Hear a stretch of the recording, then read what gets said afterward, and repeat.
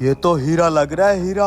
अरे जल्दी चल, तुझे मालिक बुला रहा है। चलो तुम, मैं आ रहा हूँ। ये पत्थर में क्या छुपा रहा है? कुछ नहीं है तोतले, चलो तुम, मैं आ रहा हूँ। अरे कुछ तो चमकीला चमकीला है, दिखा ना। ना कर यार, मेरे काम में टांग ना रहा कर तू, चल मैं आ रहा हूँ।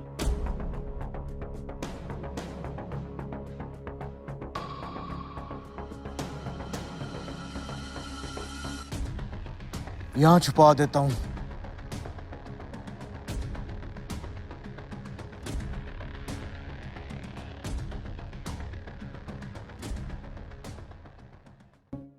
मुझे पता था तुझ तो छुपा दे, दया है तू।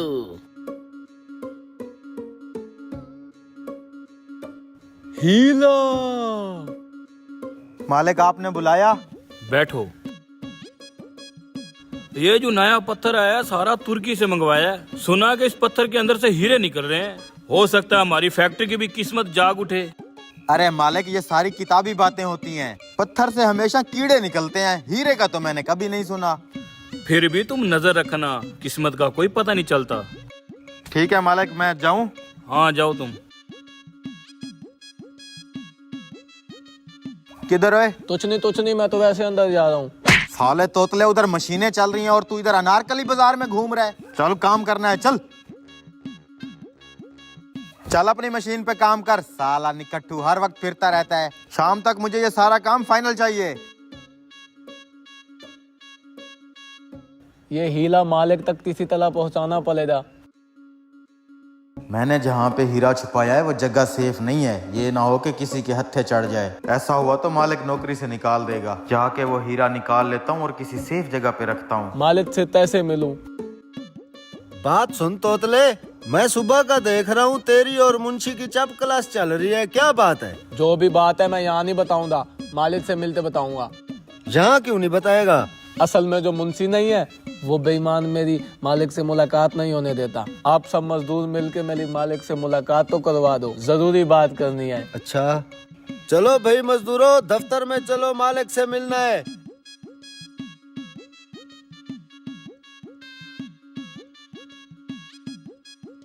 किधर गई वो प्लेट?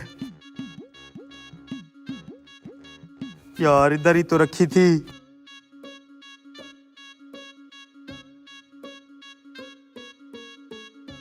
मालिक, इस तोतले ने आपसे बात करनी है। क्या बात है? मालिक वो आपका मुंशी ना आपसे मिलने नहीं दे रहा था। हाँ बताओ क्या बात है? मालिक दरअसल हमारी फैक्ट्री का पत्थर है ना, उसमें से हीरा निकला है, हीरा। ओए हीरा निकला है? ये देखे हीरा।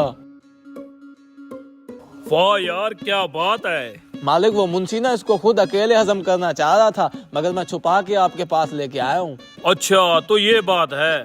तुम सब जाओ अपना अपना काम करो। रुको तुम,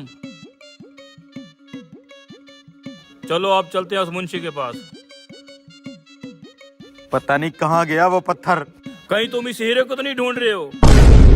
मालिक, तोतले। छोड़ो तुम इसे, बेईमान कहीं के। मुझे तुमसे ये उम्मीद नहीं थी। निकल जाओ मेरी फैक्ट्री से।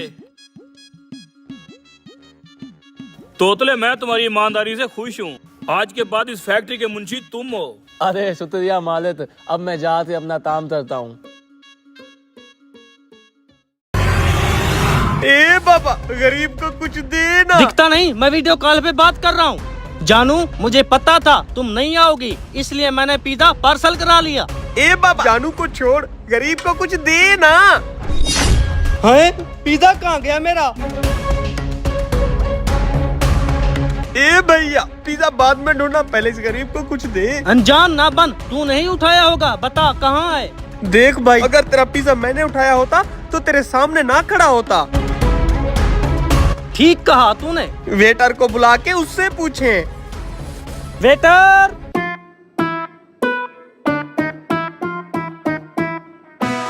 अब आगे क्या उठाना है? चल के बोतल उठाते हैं। वे बोतल का भी कोई उठाना है? 100 की सारी आती है, चल के खरीद लेते हैं। ना बे, मुफ्ता खाने का अपना ही मजा है।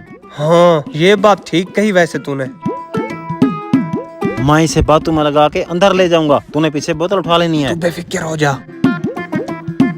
भाई एक डब्बा जूस का देना। गर्म थोड़ी पीऊंगा, अंदर फ्रिज में से उठा के दो।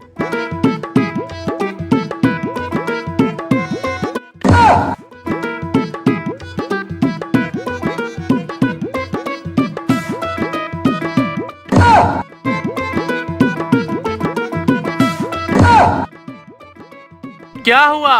भाई पैसे घर भूल आया, उधार दे दें। भाई उधार बंद है।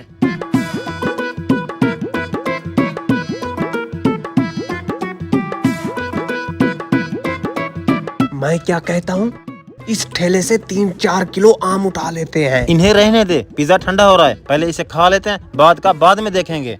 चल अच्छा।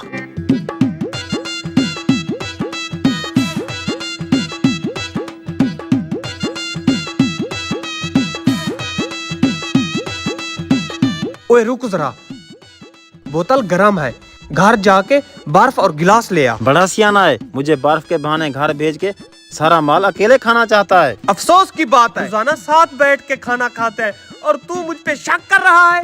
ऐसे कामों में किसी पे एतबार नहीं किया जाता।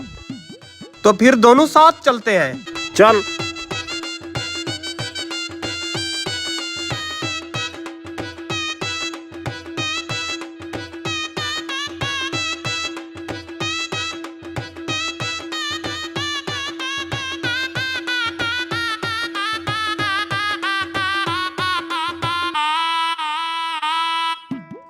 सोचा नहीं था इस सुनसान जगह पे पिज्जा खाने को मिलेगा।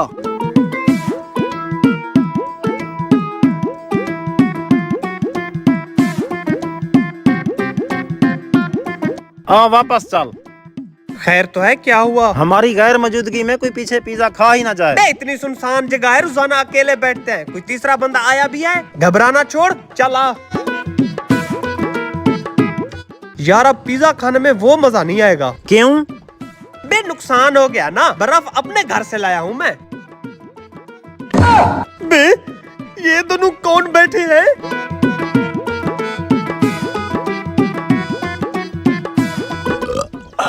भैया मजा आ गया आज तो। बे 3 घंटे से बाजार में कुत्ते की तरह फिर रहे हैं, तुम लोगों ने हमारी सारी मेहनत ज़ाया कर दी। पकड़ सालों को। पुराने जमाने के ईमानदार लोग हैं सेब?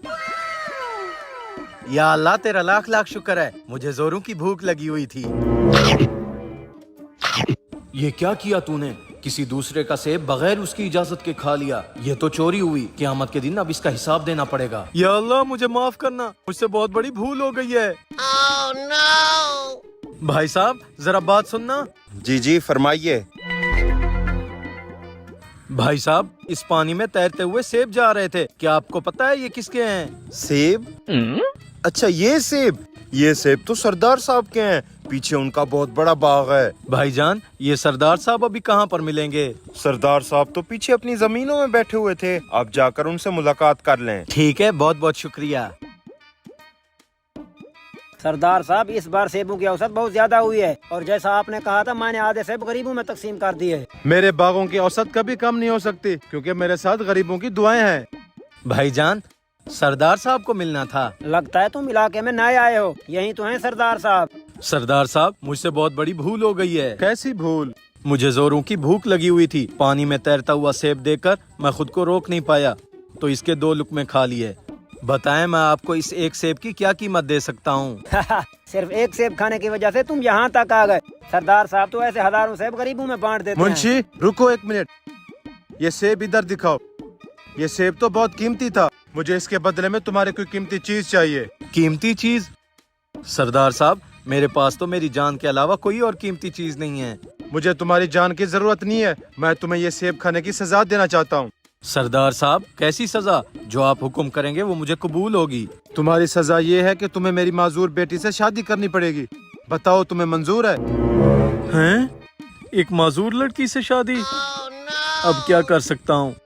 जी मुझे मंजूर है। एक बार फिर सोच लो, मेरी बेटी आंखों से अंधी है, कानों से बहरी है और टांगों से लंगड़ी है, तुम्हें सारी जिंदगी उसका ख्याल रखना पड़ेगा। जी मैंने सोच लिया, अगर दुनिया में आपको एक सेब का हिसाब ना दिया तो आखिरत में मुझसे हिसाब होगा। मैं सारी जिंदगी आपकी बेटी का ख्याल रखने के लिए तैयार हूँ।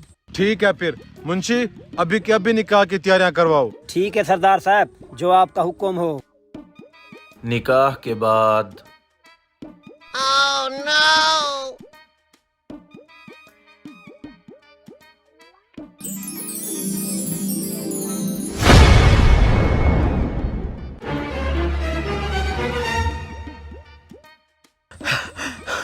सरदार साहब, आपने झूठ क्यों बोला? आपकी बेटी तो कहीं से अंधी, बहरी और लंगड़ी नहीं है। मैंने तुम्हें कोई झूठ नहीं बोला। वो अंधी इसलिए है कि उसने आज तक किसी गैर महरम की शक्ल नहीं देखी। वो बहरी इसलिए है कि उसने आज तक किसी गैर महरम की आवाज नहीं सुनी।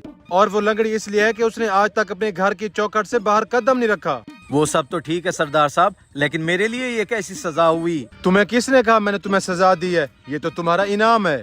इनाम? हाँ, इनाम। कौन एक सेब को खाने के बाद उसका हिसाब देने आता है? तुम्हारी यही ईमानदारी देखकर तो मैंने तुम्हें अपनी बेटी का हाथ दिया है। शुक्रिया सरदार साहब। सरदार साहब नहीं, अब तो मैं तेरा ससुर हूँ।